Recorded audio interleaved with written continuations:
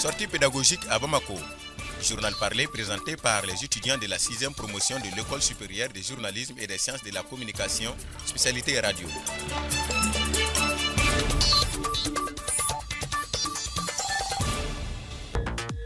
Mesdames, Messieurs, bonjour.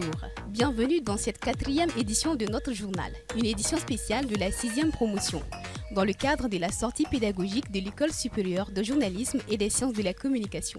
À la présentation, Ndeye Mariam Diop de concert avec Abila Kone. Voici les titres. Kolokoto-Bougou, ou quartier des célibataires, vous connaissez? C'est bien sûr Dar Salam qui abrite notre école, l'École supérieure de journalisme. Dans ce journal, les explications du chef de village, le patriarche Sissoko. L'ambassadeur de l'Allemagne fait ses adieux au Mali, après 6 ans de travail efficace dans notre pays en proie au terrorisme.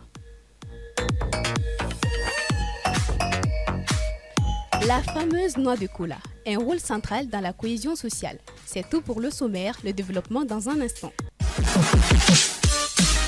Le quartier de Dar Salam fait partie des 8 premiers quartiers de la ville de Bamako. Situé au pied de la colline de Koulouba, il abrite aujourd'hui plusieurs institutions administratives, militaires et scolaires, y compris l'École supérieure de journalisme et des sciences de la communication. Quelle est l'histoire de ce quartier? Qui sont ses premiers habitants? Notre reporter Aboubakar Warma a approché le chef du quartier à ce sujet. Si je vous disais Kolokoto-Bougou, sauriez-vous vous situer? Peut-être, peut-être pas. Kolokoto-Bougou, c'est l'ancien nom de Dar Salam et ça signifie le quartier des célibataires.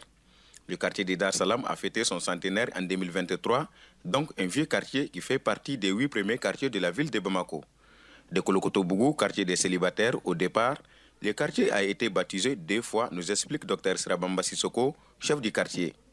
Un quartier qui a été créé en 1922. La famille fondatrice, selon certaines informations, ce sont les Tcham, les familles Tcham. La succession est venue jusqu'aux Khan.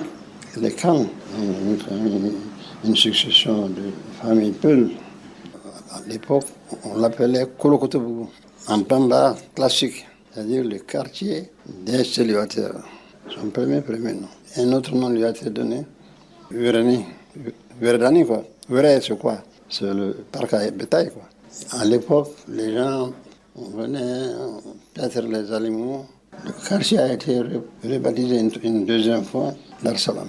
Comment c'est arrivé? C'est quand ce monsieur-là est venu de la Mecque, il dit bon, maintenant, nous avons été à la Mecque tant, il va falloir qu'on donne un nouveau nom au quartier. C'est comme ça que le nom Dar Salam est venu, parce que lui, il est venu de la Mecque, il a vu. Cheikh Oumar Khan, fils de l'imam Cheikh Alou Khan de Dar Salam, précise davantage les explications du chef du quartier.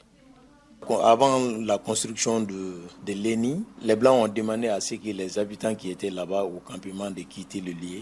C'est en ce moment que Tchorno Tidjane Sibi et son grand frère, Cheikh Sidi Mohamed, ils sont venus vers Kolokoto-Bougou et s'installer ici. Et c'est en 1922, ils ont demandé à rebaptiser le quartier de Kolokoto-Bougou à Dar Salam.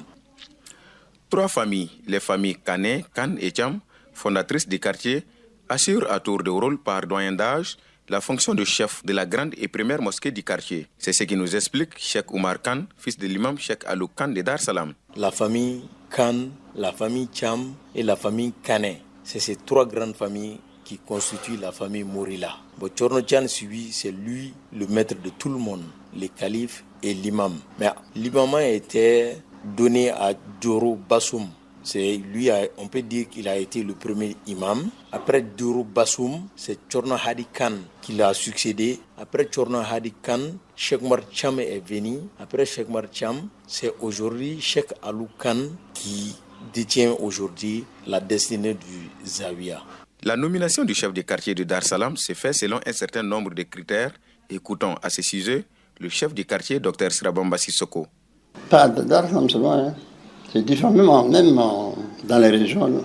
Il y a des villages, la succession, d'abord, c'est par doyen d'âge. La population est consultée, et puis on voit. Il y a des critères qui sont toujours en vigueur. Le quartier était jadis rythmé par le sifflement du train de Dakar-Niger. la gare juste dans le quartier, il vibrait aussi aux mélodies d'un orchestre qui s'appelait les Dar Band. Fin des séjours de l'ambassadeur d'Allemagne au Mali. 6 ans durant, son Excellence Paul Dietrich a œuvré pour le renforcement de la coopération Mali-Allemagne dans tous les domaines.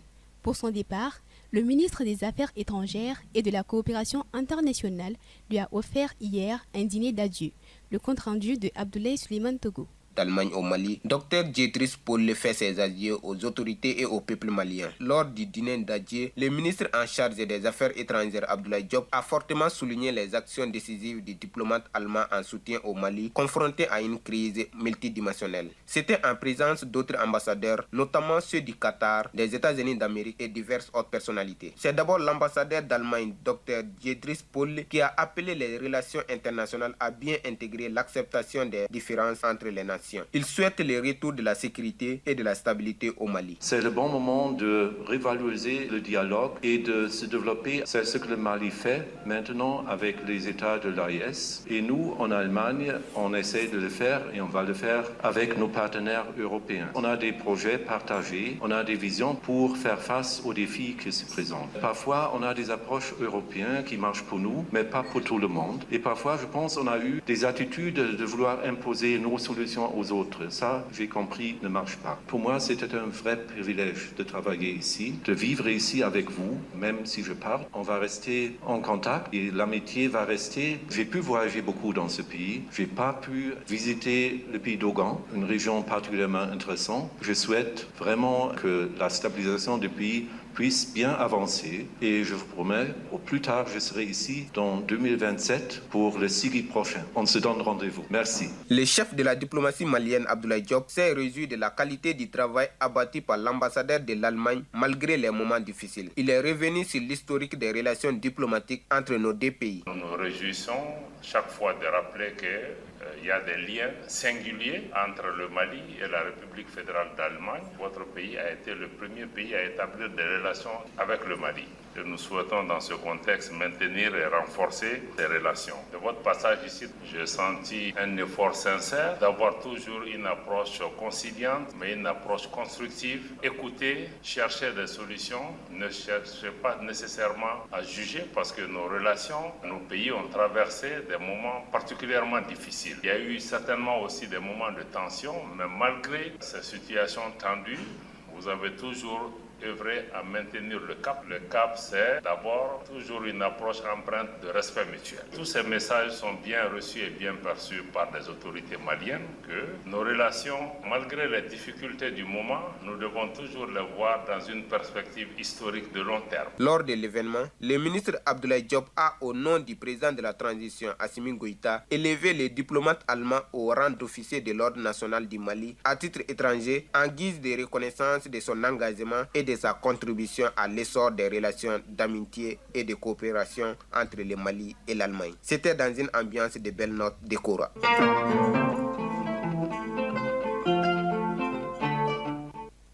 L'ami du Djoliba. Il est septuagénaire, il a passé plus de 40 ans à naviguer sur le fleuve Niger dans ses pirogues. Sori Konyon est un ami du fleuve Djoliba. Il a été pêcheur, puis fabricant de pirogues. Aujourd'hui, il s'est reconverti dans la vente de sable. Notre reporter, Djeneba Diallo, est allé à sa rencontre.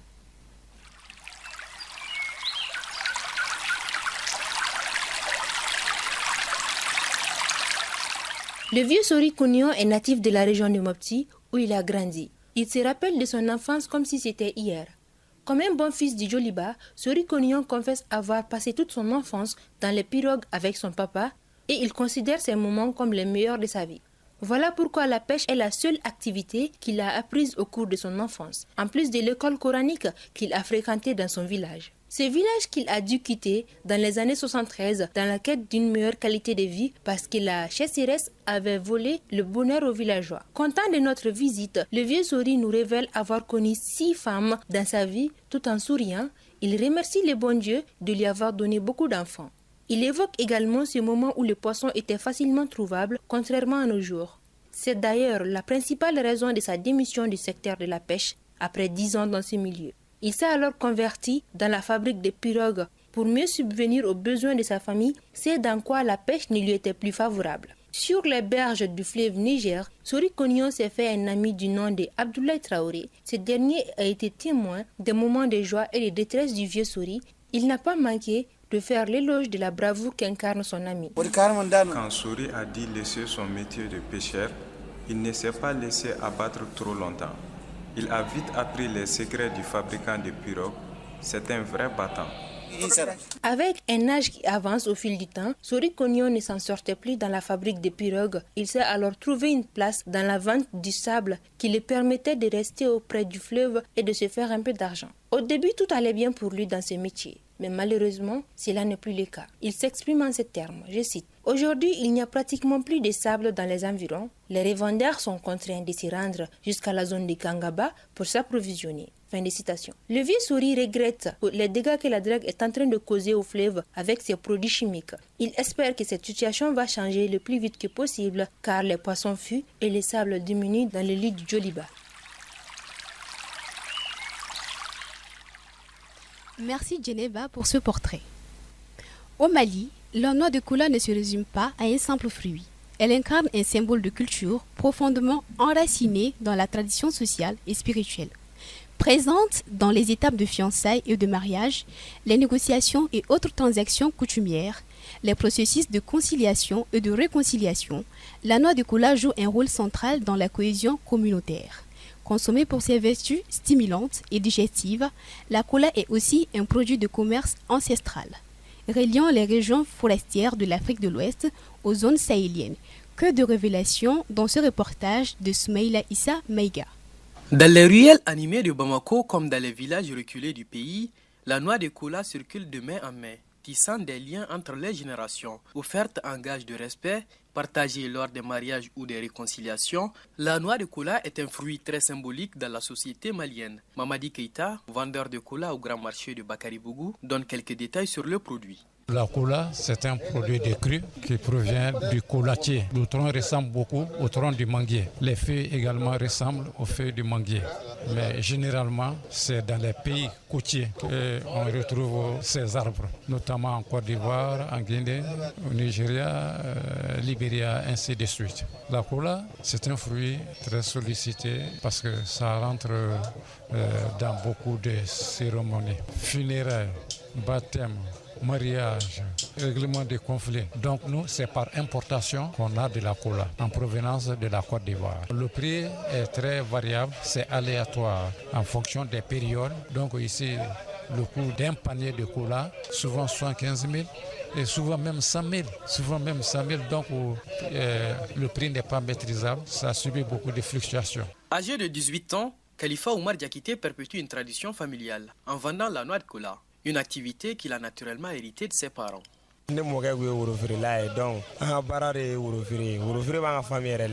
C'est un héritage familial. Même mon grand-père vendait les noix de cola. Nous passons nos commandes en Côte d'Ivoire, quelquefois en Guinée aussi. Nous sommes dans une association vendeur de cola. Du coup, on passe les commandes ensemble en grande quantité. Moi, je vends la cola en détail. L'unité est à 50 francs, souvent 100 francs CFA. Ça dépend. Ténin Kamara, ménagère et grande consommatrice de la cola, parle des bienfaits qu'elle attribue à ce fruit, tant pour son rôle social que pour ses vertus sur la santé. La noix de cola présente de nombreux avantages. Elle joue d'abord un rôle très important dans les traditions liées au mariage dans notre société. En outre, elle est réputée pour soulager les nausées, ainsi que pour ses bienfaits potentiels dans la gestion du diabète. Sa consommation régulière peut s'avérer très bénéfique. Alors que les modes de vie évoluent et que les repères traditionnels vacillent, la noix de cola, elle, continue de résister au temps. Entre les mains d'un jeune vendeur à Bamako ou dans les récits d'un aîné en brousse, elle incarne une mémoire vivante, un lien invisible entre passé et présent. Si son avenir semble incertain face aux mutations sociales et économiques, une chose demeure. Au Mali, la cola n'est pas qu'un fruit, c'est une culture qu'on partage, un symbole qu'on transmet.